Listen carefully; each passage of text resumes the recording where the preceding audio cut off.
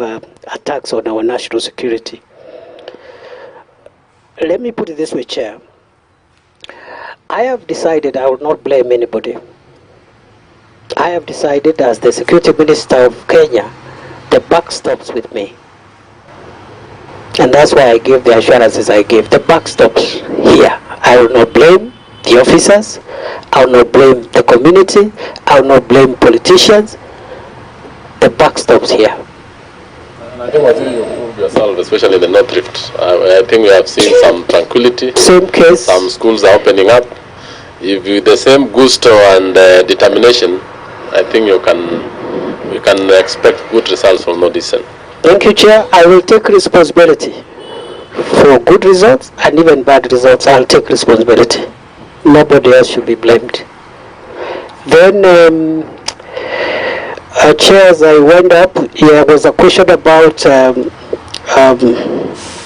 what we are doing to encourage information sharing and intelligence gathering. In northern Kenya, we are investing in creating more administrative units, and we have already mapped out the whole region, and we have a whole program starting even I think as early as next week. I'll be in that region to try and operationalize some new administrative units so that you can bring services closer to the people, and we have enough more officers who can assist and work with communities to help us get community input into intelligence gathering.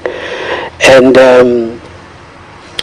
we have decided, because we have a number of demands for more administrative units across the country, our number one criteria, the criteria number one, priority number one before we approve new units is security.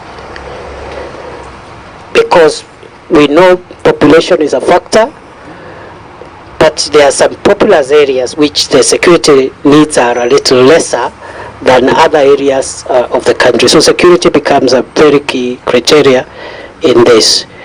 The must that my brother, the member for Mandera South, has talked about will not be pulled down, will not be taken anywhere. In fact, we'll add more. That must is a major communication installation. It cannot be pulled down by anybody. We'll use all the methods and all the instruments of the state to make sure that that mast is repaired. I think they want to reconstruct it afresh because it was significantly damaged, and we'll have more of those installations. As to whether we should have a special police unit on schools, we already have the critical infrastructure police unit, and schools are part of our critical infrastructure, but we can see how we can enhance deployments of SIPU. Although the kind of threat we have there is not really on the protection of the school itself, the facility. And that's why other formed units are more, other deployments of other formed units is more appropriate than just even adding SIPU officers. As a policy, we will also be decreasing, as I have said, the presence of general duty police officers in areas with extreme security challenges, and deploy more formed units, specialized elite police forces, because a small number has even much greater results. A small number of elite units has greater results than even a bigger number of general duty personnel. Finally, I believe by the time schools reopen, it will be safe for our teachers to return. We'll work very hard between now and then to arrest the current situation in that area. And we, as one of the immediate measures, are going to set up more FOBs, forward operating bases, which will enhance our capabilities for special and elite formations of our security agencies. And in this regard, we are working very closely with the Kenya Defence Forces. And I will want to leave it at that. I don't want to give more details. Mine is just to assure you, Chair and members, that we realize we have a big problem there. We realize we have lost 37 teachers in 10 years. Those are too many. We realize we have lost some engineers, about 8 of them, in separate attacks this year. We have also lost approximately 30 officers of the National Police Service and the Kenya Defence Forces in that general area.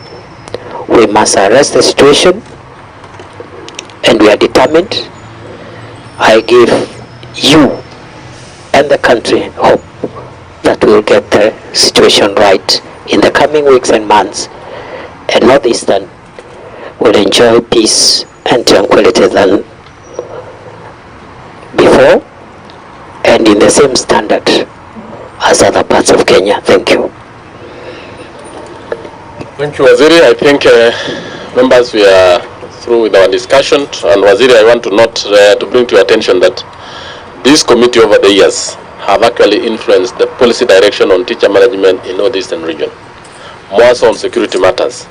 And the current happenings will actually also influence our decision on how to handle teacher management and policy directions on Northeastern, especially in regard to how Teacher Service Commission is handling the teacher recruitment, the teacher security, the teacher management, and even going forward on how we'll handle even the training of the locals to the teaching service. So Waziri, your participation here is, your input is quite critical to this committee. It is critical to even ensuring that the whole region stabilizes in terms of education matters like the rest of the Republic. So I want to thank you so much, and I would just want to ask you one issue that you will provide this committee with actually some documentation, especially on the issue of the current state of the school infrastructure attacks and specific areas where, when we sit as a committee, we should be able to actually advise and even talk with the Teacher Service Commission on those particular areas. More so on the critical areas, the schools that are being targeted, the counties that are more prone to, and all that. So you can actually give the Secretary that particular information. It is very important for us.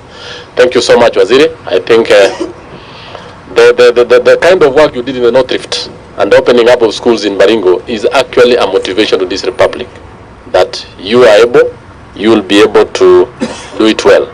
And more so even what you've done to the streets of this town, where you've restored law and order. Thank you so much. And that's why we want to thank you for that. Asante sana, our meeting is over. Asante.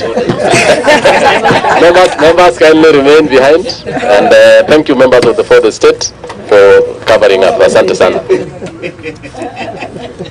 The power of the chair.